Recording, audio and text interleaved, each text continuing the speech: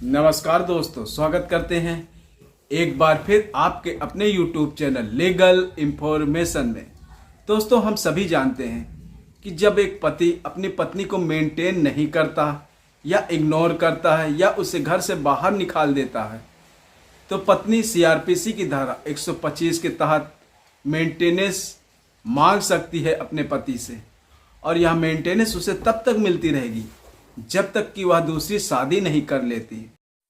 दोस्तों, इसी CRPC 125 की उपधारा 4 में यह भी दिया गया है कि यदि पत्नी एडल्टरी में रह रही है तो भी उसे मेंटेनेंस नहीं मिलेगा या मेंटेनेंस बंद किया जा सकता है। लेकिन दोस्तों, आज हम जो जजमेंट बताने वाले हैं वहाँ पर पति के द्वारा पत्नी की एडल्टरी साबित कर दी जाती है और एडल्टरी के बेस पर उससे तलाक भी मिल जाता है, फिर भी कोर्ट के द्वारा मेंटेनेंस पत्नी का नहीं बंद किया जाता है और कहा जाता है पत्नी जहाँ एडल्टरी में रह रही हो फिर भी उसे मेंटेनेंस मिलेगा।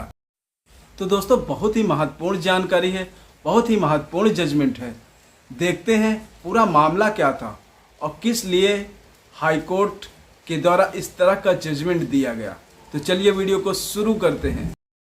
दोस्तों, यह मामला हिमाचल प्रदेश का, जहां पर एक पत्नी के द्वारा अपने पति के खिलाफ CRPC की धारा 125 के तहत मेंटेनेंस की मांग की जाती है और साथ में ही अंतरिम मेंटेनेंस की एप्लीकेशन भी लगाई जाती है। कोर्ट के द्वारा पत्नी की अंतरिम मेंटेनेंस को अलाउ किया जाता है और पति के ऊपर अंतरिम मेंटेनेंस बांध दिया जाता है। दोस्तों, यहाँ पर पति के द्वारा इस अंतरिम मेंटेनेंस के ऑर्डर के खिलाफ सेशन कोर्ट में एक रिवीजन फाइल की जाती है। यहाँ पर सेशन कोर्ट पति की बातों से बिल्कुल भी सहमत नहीं था और पति की रिवीजन एप्लीकेशन को डिसमिस कर देता है। दोस्तों, यहाँ पर पत्नी के द्वारा मेंटेनेंस की रकम को हासिल करने के लिए एक रिकवरी एप्लीकेशन दी जाती है कोर्ट के सामने, और साथ ही पति की इनमूवेबल प्रॉपर्टी की लिस्ट भी सौंपी जाती है और कहा जाता है इन्हें जब्त कर मुझे मेंटेनेंस दिया जाए। इस एप्लीकेशन के खिलाफ पति के द्वारा कोर्ट में यह कहा जाता है कि मैंने इससे पहले पत्नी के खिलाफ डाइवोर्स का केस किया था, जो मुझे क्रूअल्टी और एडल्टरी के बेस पर मेरे पक्ष में कोर्ट ने फैसला दिया और मुझे डाइवोर्स दिया। तो इस प्रकार कोर्ट में एडल्टरी साबित हो जाती है और एडल्टरी साबित होने के बाद पत्नी मेंटेनेंस की हकदार ही नहीं है, तो ऐसे हालात में मेंटेनेंस बंद किया जाए। लेकिन यहाँ पर ट्रायल कोर्ट के द्वारा यह कहा जाता है कि कोर्ट ने डाइवोर्स के बाद भी पत्नी का मेंटेनेंस अंतरिम मेंटेनेंस ग्रांट किया।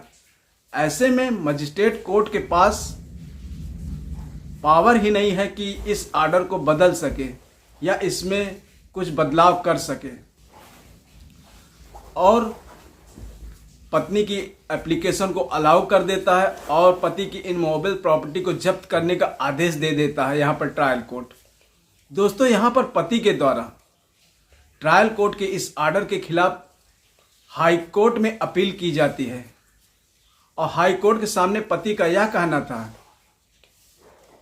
कि मैंने पत्नी के खिलाफ एक डाइवोर्स का केस किया था और उस डाइवोर्स के केस में मेरे पक्ष में डिक्री दी गई जिसमें क्रूरता और एडल्टरी के बेस पर मेरे पक्ष में फैसला दिया गया था। यहाँ पर पत्नी के द्वारा एडल्टरी की गई थी और यह एडल्टरी साबित भी हो गई, तो इस प्रकार पत्नी मेंटेनेंस की हकदार ही नहीं है और यह सब बिना देखे कोर्ट के द्वारा मेरे खिलाफ फैसला दिया गया और मेरी इनमूवेबल प्रॉपर्टी को जब्त करने का आदेश दिया गया।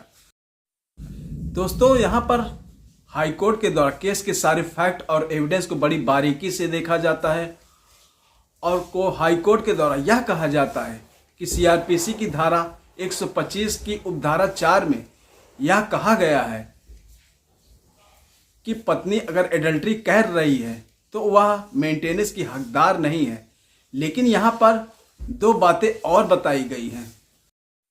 मेंटेनेंस एप्लीकेशन यदि तलाक के बाद दिया गया है, उसके बाद पत्नी एडल्टरी कर रही है, तो वहाँ पे पत्नी मेंटेनेंस की हकदार है, लेकिन अगर मेंटेनेंस एप्लीकेशन पहले दी गई है और एडल्ट्री में रह रही है पत्नी और तलाक नहीं हुआ है, तो इस हालात में पत्नी मेंटेनेंस की हकदार नहीं है।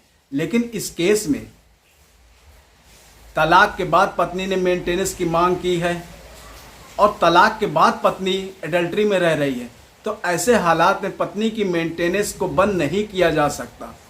दोस्तों, यहाँ पर हाई कोर्ट के द्वारा पति की एप्लीकेशन को डिसमिस कर दिया जाता है और पत्नी के पक्ष में फैसला दिया जाता है और कहा जाता है कि पत्नी ने तलाक के बाद एडल्ट्री की है और तलाक के बाद मेंटेनेंस एप्लीकेशन दाखिल की है, तो ऐसे हालात में पत्नी की मेंटेनेंस बंद नहीं की जा सकती। तो दोस्तों, इस जजमेंट के बारे में आपका क्या कहना है? क्या हाई कोर्ट का जजमेंट सही है या गलत है? कमेंट बॉक्स में ज़रूर बताएं। दोस्तों, जिस जजमेंट की बात हम कर रहे हैं उस जजमेंट का लिंक इस वीडियो के डिस्क्रिप्शन में दिया गया है, वहां जाके आप जजमेंट को देख सकते हैं और अपने हिसाब से इस्तेमाल कर सकते हैं। तो दोस्तों, अगर यह जानकारी अच्छी लगी हो तो वीडियो को लाइक करें, शेयर करें, चैनल को सब्सक्राइब करें। मिलते हैं नए वीडियो पे। धन्यवाद।